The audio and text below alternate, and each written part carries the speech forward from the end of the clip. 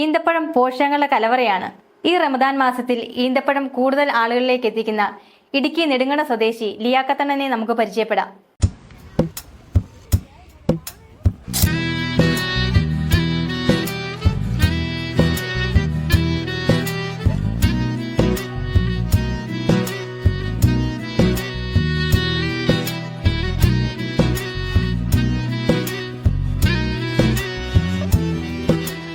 ഈ റമദാൻ മാസത്തിൽ ഇടുക്കി നെടുങ്കണ്ടം സ്വദേശിയും പൊതുപ്രവർത്തകനുമായ ലിയാഖത്തണ്ണൻ തൻ്റെ കടയിൽ സാധാരണയേക്കാൾ കൂടുതൽ തിരക്കിലാണ്.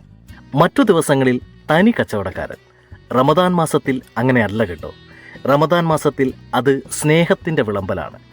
20 വർഷമായി റമദാൻ മാസത്തിൽ വ്യത്യസ്തങ്ങളായ ഈന്തപ്പഴങ്ങൾ പല രാജ്യങ്ങളിൽ നിന്നും ഇദ്ദേഹം ഇറക്കുമതി ചെയ്യും. ജില്ലയിലെമ്പാടും ഹോൾസെയിലായും റീറ്റെയിലായും കൊടുക്കുകയും ചെയ്യും.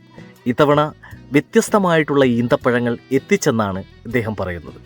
പ്രധാനപ്പെട്ട ഒരു ഇനമാണ് ഈന്തപ്പഴം. വിദേശ രാജ്യങ്ങളിൽ നിന്ന് എത്തിച്ചേരുന്ന ഈന്തപ്പഴം വളരെ സുലഭമായി നമ്മുടെ നാട്ടിൽ ലഭിക്കുന്നുണ്ട്.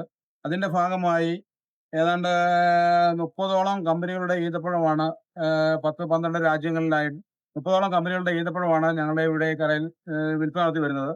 ഇത് ഒരു കാലത്ത് മുസ്ലിങ്ങൾ മാത്രം കഴിച്ചിരുന്നതായിരുന്നു എങ്കിൽ ഇപ്പോൾ എല്ലാ മതസ്ഥരുള്ള ആളുകളും വന്ന് ഈന്തപ്പഴം സുലഭമായി വാങ്ങാറുണ്ട്. ഇത് പല രോഗങ്ങൾക്കും ബ്ലഡ് ഉണ്ടാകുന്നതിനും മറ്റ് പല രോഗങ്ങൾക്കും ശാശ്വതമായ പരിഹാരമാണ് ഈന്തപ്പഴം.